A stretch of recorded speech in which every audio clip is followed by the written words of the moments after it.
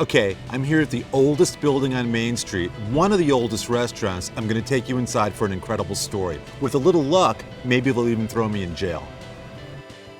I'm Chris Epting. I'm a writer and a storyteller, the author of several books and many articles about Huntington Beach.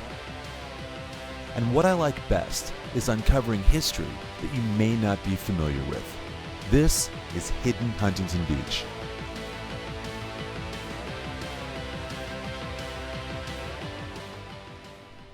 Want to find some true Huntington Beach hidden history? Then look no further than 217 Main Street, the Longboard restaurant and pub.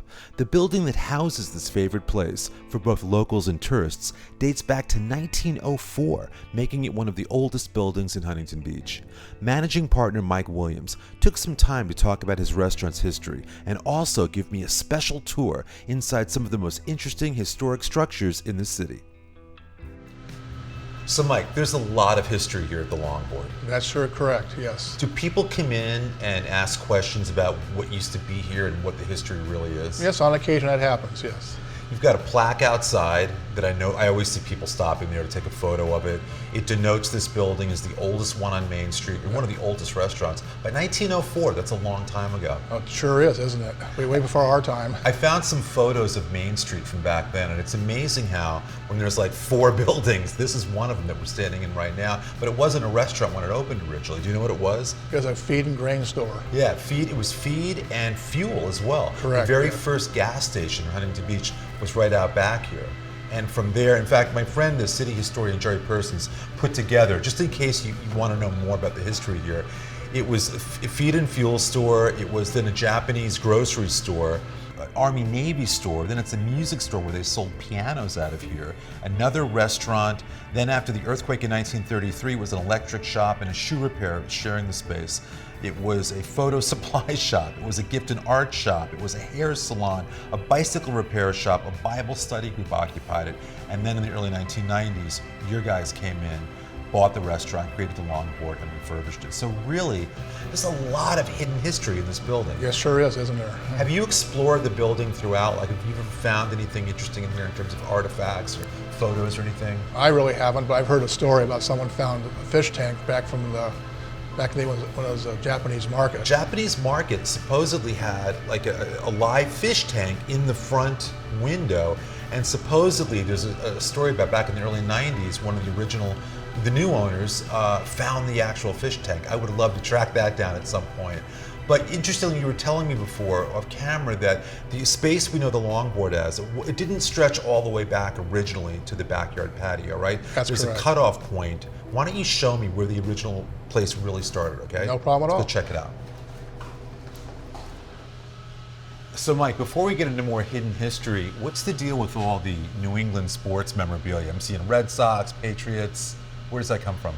Well, the founder, Dave Lautner, was working on his concept of this new restaurant he wanted to build, and he met Bruce Milliken, who's a construction. They became partners, and Bruce is from Maine, and said, Bruce, hey, let's make this a Red Sox bar, restaurant and bar and pub, and that's where it started from. Of course, Bruce also used to fish for lobster back in Maine, so he had a big lobster connection.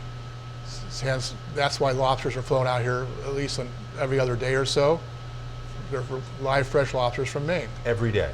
Pretty much every day, yes. We'll have to do another episode at some point where we sort of get into the lobster story, selfishly. But for today, you were telling me the original store here, this was the end point. That's correct, It yes. didn't go all the way back. So this is what happened here. You decided, or the owners decided, to sort of expand. And when was that, and what was the thinking? It was the late 90s, just to help grow the restaurant, grow the volume. So they decided, and Bruce is in construction, and he decided, let's add on to the building. So it's actually a separate building. This is original building and a separate building adjoined to this original building. So the 1904 history basically ends right here where we're standing. That's correct, yes. So why don't let's go back now and kind of go outside the building, because I know it's sort of a nice view back there, and you can see sort of the original false front that's up there, and we can get a view if that's okay with you. Yeah, perfect, yes. Let's check it out.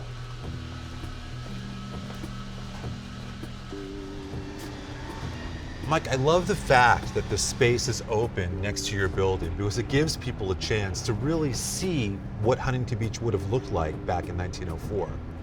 There was a building that used to be here that burned down. It was also put here by Thomas Talbert, one of the founders of the city, essentially, who was also responsible for your building. Do you have tourists that come here from out of town? I know locals love the Longboard, but do tourists come here because of the history? Do they ever say to you that what brought them in was the fact that it's the oldest building on Main Street? Yes, very much so.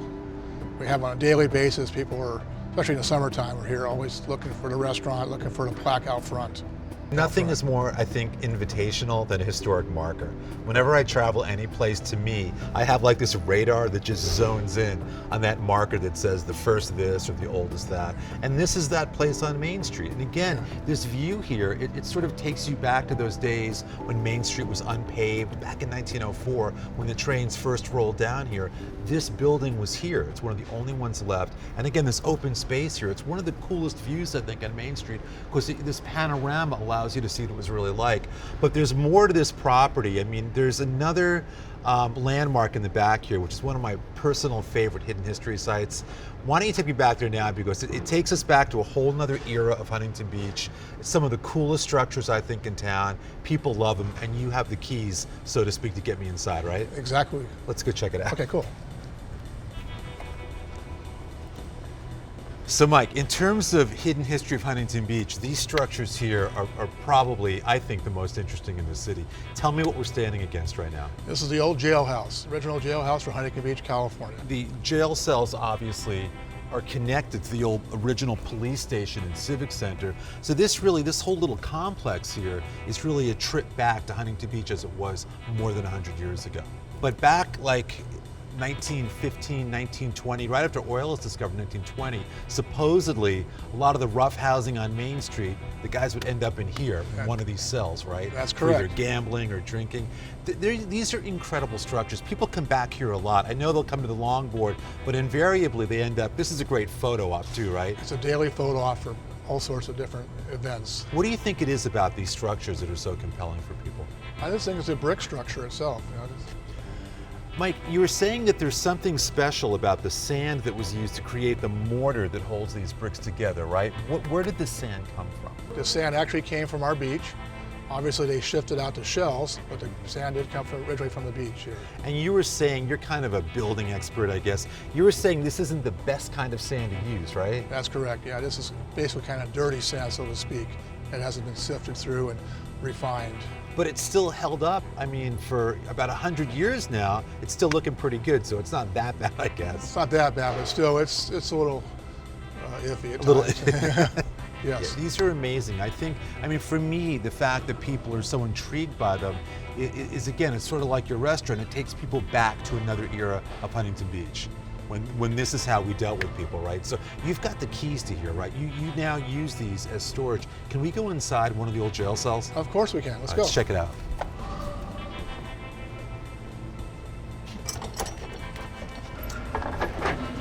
These doors are amazing too.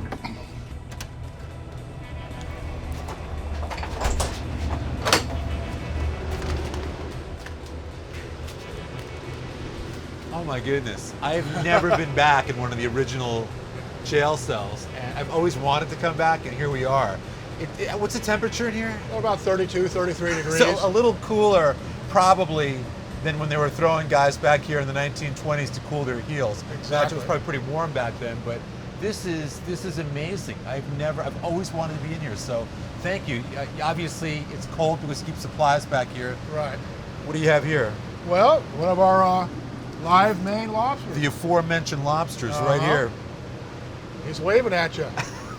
Mike, you shared some other hidden history on the way back here, sort of unrelated, but in the mid-70s, you told me that part of the original film Jaws, you worked on a tugboat back then. Correct. That was your business then.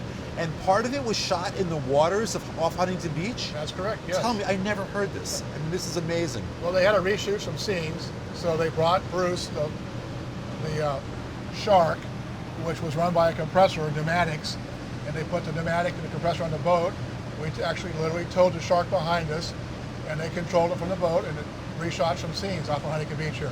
This is what I love about Huntington Beach, is that someone will step up with a piece of hidden history like that.